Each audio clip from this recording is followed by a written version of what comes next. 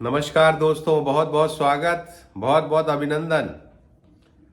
हमारे इस astro live channel में आपको पधारने के लिए धन्यवाद। इस बहुत ही महत्वपूर्ण वीडियो को आप देखने जा रहे हैं, जिसमें हम बात करेंगे राहु के नक्षत्र परिवर्तन की। जैसा कि हम जानते हैं, मेष राशि में राहु का संचरण चल रहा है और भरणी नाम के नक्षत्र में राहु अभी तक संचरण कर रहे थे। वक्री चलते हुए अब 9 फरवरी से राहु देव आ जाएंगे अश्विनी नक्षत्र में, और ये अश्विनी नक्षत्र केतु का नक्षत्र है। यानी राहु अब केतु के नक्षत्र में, केतु के दायरे में आके काम करेंगे। तो ये बहुत ही विशिष्ट अपने आप में होगा, और आज हम समझेंगे इसी बात को कि राहु का केतु के नक्षत्र में आना, वो भी अश्विनी नक्षत्र में आना, किस तरह के परिणाम देगा। तो सबसे पहली बात कि ये कब तक चलेगा। जैसा मैंने बताया, 9 फरवरी से लेके 29 अक्टूबर, जब तक राहु मेष राशि में संचरण करते रहेंगे, अश्विनी नक्षत्र में ही संचरण करेंगे। तो पहली बात तो ये है। अब पहले हमें 3 चीजें समझनी होंगी। पहला है कि अश्विनी नक्षत्र का क्या महत्व है, दूसरा है राहु को समझना होगा, और तीसरा केतु को समझना होगा। तो आज मैं आपको राहु और केतु को अपने मित्रों के रूप में समझाऊंगा। इस तरह से बताऊंगा कि राहु, एक आपका मित्र राहु है और एक आपका मित्र केतु है, और किस तरह की उनकी प्रकृति होगी। तो अंत तक हमारे इस वीडियो को देखिएगा, और आपकी राशि की भी बात करेंगे, और साथ ही उपाय भी मैं बताऊंगा अगर आपके लिए कुछ परिणाम नकारात्मक होंगे। दोस्तों, सबसे पहले अश्विनी नक्षत्र क्या है। अश्विनी नक्षत्र जो है, घोड़े के सिर की आकृति का ये तारा समूह होता है, और अश्विनी कुमार इसके देवता माने जाते हैं। जैसा कि हम जानते हैं कि अश्विनी कुमार देवताओं के वैद्य के रूप में प्रतिष्ठित हैं, देवताओं के हीलर हैं। ये देवताओं को भी जब कष्ट होता है कुछ, तो उसको ये दूर करते हैं। तो आप समझ लीजिए कि कितना इनका इम्पोर्टेंस है। और ये अश्विनी कुमार अपने आप में एनर्जी के प्रतीक हैं, काफ़ी फास्ट एक्टिविटी के प्रतीक हैं, और हीलिंग के प्रतीक हैं। तो ये जो नक्षत्र है, ये कहीं ना कहीं राहु को हीलिंग से जोड़ेगा, राहु को स्पीड से जोड़ेगा, राहु को तेजी से जोड़ेगा, राहु को पावर से भी जोड़ेगा। तो इसके आधार पे ही हम अपनी विवेचना करेंगे। विवेचना के पहले, राहु और केतु आपके 2 मित्र हैं, उनको समझ लीजिए। देखिए, राहु तो एक ऐसा मित्र है आपका जो काफ़ी एग्रेसिव है। एक ऐसे मित्र की कल्पना कीजिए जो काफ़ी तेज है, काफ़ी विटी है, जिसकी तेज बुद्धि चलती है, जो नए नए आइडियाज़ लेके आता है, जो कंप्यूटर में मास्टर है, जो कोई भी चैलेंज लेने में आगे बढ़ के उस चैलेंज को लेने में विश्वास करता है, जो क्रूर भी है, लेकिन साथ ही वो षड्यंत्रकारी भी है। उससे आपको खतरा भी हो सकता है, कभी आपके विरुद्ध भी षड्यंत्र रच सकता है।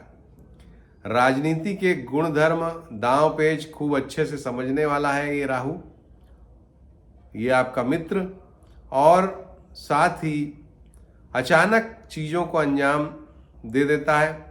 धन के प्रति इसकी बहुत आसक्ति है, और जो भी व्यक्ति इसकी साथ इसकी संगत करता है, अगर आपका ये मित्र उसके ऊपर प्रसन्न है, खुश है, तो उसको धन से मालामाल कर देता है। इस तरह का है ये राहु।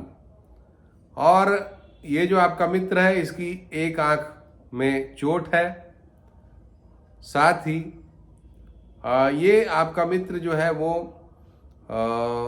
थोड़ा रहस्यमयी भी है, यानी कि आप इसकी बातों को समझ नहीं पाएंगे, इसकी अंतरंग बातों को आप नहीं समझ पाएंगे, और बहुत सारे गलत कामों में भी ये लिप्त रहता है। इस तरह का आपका ये मित्र है राहु।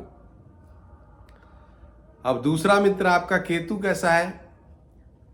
तो केतु जो है दोस्तों, ये मित्र अपने आप में ये भी उग्र है, ये सोचता नहीं है, पहले कर देता है और सोचने समझने की क्षमता इसमें कम है। लेकिन ये कुछ चीज़ों में बहुत ही प्रवीण है, सर्जरी में बहुत प्रवीण है, किसी भी चीज़ की काट छांट में बहुत प्रवीण है, कंप्यूटर में ये भी प्रवीण है, और साथ ही ये आध्यात्मिकता में भी प्रवीण है, तंत्र मंत्र भी जानता है आपका ये दोस्त। तो ये जो केतु है ये अपने आप में बड़े मिले जुले प्रभावों को रखने वाला है। ये आध्यात्मिकता भी इसके अंदर है, उग्रता भी है, क्रोध भी है, और साथ ही तंत्र मंत्र का भी ये जानकार है और बहुत एग्रेसिव है। इसकी संगत जो कर लेता है वो ये उसको अगर खुश है तो इतनी ऊंचाई पर ले जाता है कि आप कल्पना भी नहीं कर सकते। तो ये फर्श से अर्श तक की यात्रा बहुत जल्दी किसी को भी कराने में सक्षम है। ऐसा है आपका ये मित्र केतु। आपके इन दोनों मित्रों में एक खास बात है कि अगर इनको अच्छी संगत मिलती है तो ये अच्छा करते हैं, और अगर संगत इनकी बिगड़ती है तो ये बहुत ही बुरे हो जाते हैं। तो ये आपके दो दोस्तों के रूप में मैंने राहु और केतु को समझाया। अब ये राहु केतु के नक्षत्र में जा रहे हैं तो किस तरह का परिणाम देंगे, और वो भी अश्विनी नक्षत्र में जा रहे हैं। और साथ ही ये जो राशि है मंगल की राशि है, मेष राशि। जैसा कि हम जानते हैं मंगल एक एग्रेसिव प्लैनेट है, बहुत कुछ केतु से मिलते जुलते हैं उग्रता में और एग्रेशन में, पराक्रमी है, इस तरह के मंगल है। अग्नि तत्व से संबंध है मेष राशि का। तो मेरा जो आकलन है दोस्तों इस बारे में कि ये जो संचरण है वो क्या फल लाएगा, सबसे पहले मैं देश और दुनिया की बात करता हूं। ये जो संचरण है चूंकि हीलिंग वाले नक्षत्र में राहु जा रहे हैं, और जैसा मैंने बताया राहु जो है वो आपका मित्र बहुत ही विटी है, नई नई खोजें करने में सक्षम है, प्रवीण है। तो मुझे लगता है कि हीलिंग के मामले में कोई मेडिसिन, कोई ऐसा नया आविष्कार हो सकता है जो लोगों को हील करने में, किसी बड़ी बीमारी से हील करने में मदद करे। ये पहला एस्पेक्ट निकल के आता है जो कि सकारात्मक एस्पेक्ट है। दूसरी जो चीज़ है राहु के इस नक्षत्र में जाने से वो ये है कि बहुत तेजी से अब घटनाएं आपको दिखाई देंगी राजनीति के पटल पे, सामाजिक पटल पे, क्योंकि राहु भी अचानक फल देता है और अश्विनी नक्षत्र जो है वो भी ऊर्जा से संबंधित नक्षत्र है, हॉर्स पावर से रिलेटेड नक्षत्र है। तो काफ़ी बल से भरपूर ये समय रहेगा, तेजी से भरपूर ये समय रहेगा, अभी से लेके 9 फरवरी से लेके अक्टूबर तक का समय। और इस समय बड़ी तेजी से चीज़ें परिवर्तित करेंगी क्योंकि राहु परिवर्तन के भी कारक हैं। टेक्नोलॉजी बहुत तेजी से इम्प्रूव करेगी, 5G को अडॉप्ट करने के मामले में तेजी आ सकती है। इसके अलावा केतु के नक्षत्र में राहु का जाना तंत्र मंत्र या ऑकल्ट साइंस से संबंधित भी कुछ बड़ी चीज़ें दुनिया को, समाज को देखने को मिल सकती हैं।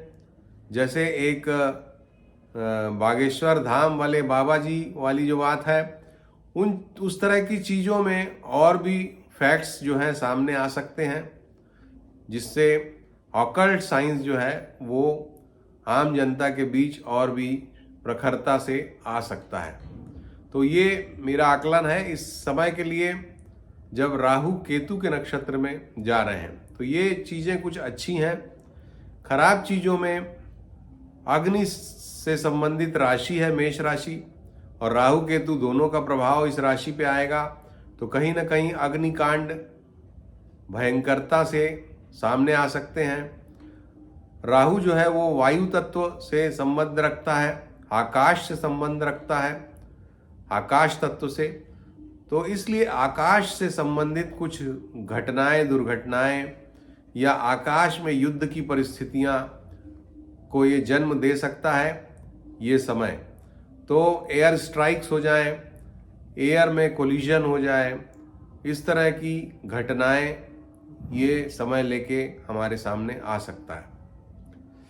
राहु की वजह से, क्योंकि हम आज राहु पे ही हमारा फोकस है, और ये जो राहु की वजह से पूर्व दिशा में, चूंकि मेष राशि काल पुरुष की जो कुंडली है उसमें पूर्व को, क्षितिज को रिप्रेजेंट करती है, ईस्टर्न होराइजन को रिप्रेजेंट करती है, तो पूर्व के क्षेत्रों में राहु का प्रभाव दिख सकता है। और राहु के प्रभाव में, जैसा मैंने बताया, चाहे वो दुर्घटनाएं हो, खोजें हो, या विचित्र घटनाएं हो, क्योंकि राहु विचित्र घटनाओं को भी जन्म देते हैं। तो पूर्व की दिशाओं में कुछ विशेष घटनाएं हम एक्सपेक्ट करते हैं इस समय पर। और चूंकि विश्व युद्ध के साए में दुनिया चल रही है, इसलिए आगाह करना आवश्यक है कि ये जो समय है, इस समय पे अगर राहु को अपने सिर पे, अपने मस्तक पे विश्व के नेताओं ने कब्जा करने दे दिया, तो ये किसी भी तरह की खराब घटना को भी जन्म दे सकता है, चाहे वो परमाणु से संबंधित हो, बायोलॉजिकल वेपन से संबंधित हो, कुछ भी इस तरह के मिस्चीवियस एक्ट्स भी इस समय हमको देखने को मिल सकते हैं। तो ये बहुत ही डबल एज्ड सॉर्ड की तरह है, ये राहु का केतु के नक्षत्र में जाना, दोनों तरफ से काटने वाली ये तलवार है।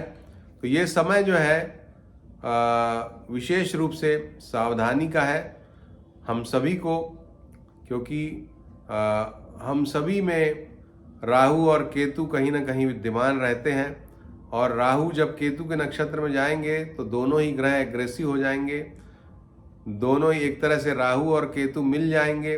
और जैसा कि इसकी कथा है कि भगवान विष्णु ने जब स्वरभानु नाम के राक्षस ने धोखा देके, छल करके और अमृत पान कर लिया था, तो उसकी गर्दन भगवान विष्णु ने काट दी थी, और एक जो ऊपर का भाग है, सर का भाग, वो राहु कहलाया, और धड़ का भाग जो है वो केतु कहलाया।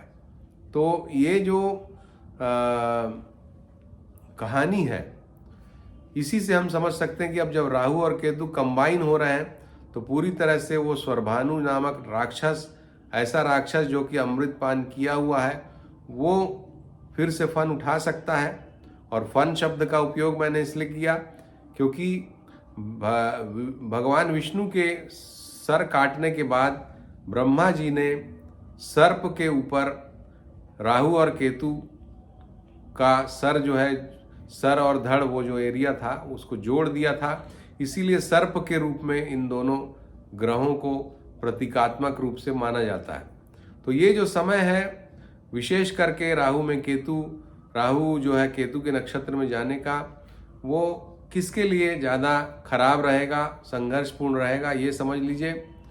उनके लिए होगा जिनके राहु में केतु या केतु में राहु की दशा चल रही है, पहला।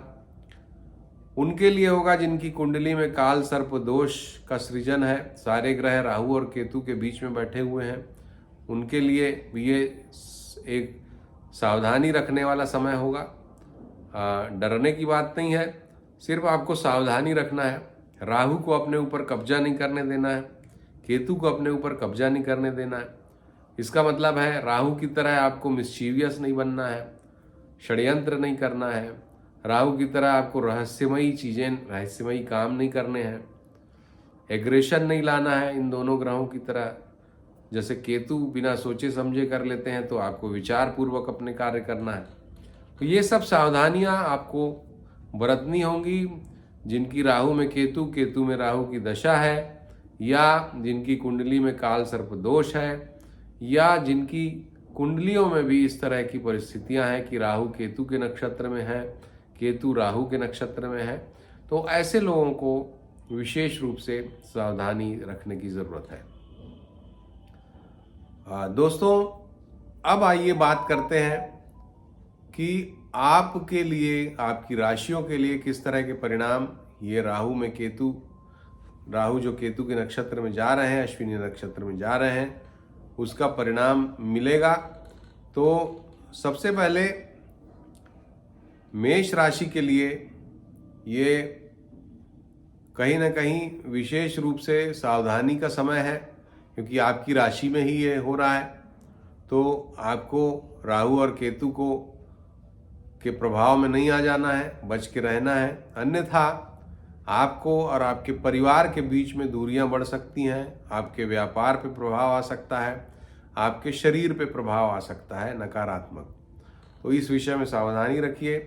वृषभ राशि के लिए जहां 12वें भाव में ये परिस्थिति बन रही है, तो अचानक खर्च की परिस्थितियां बन सकती हैं।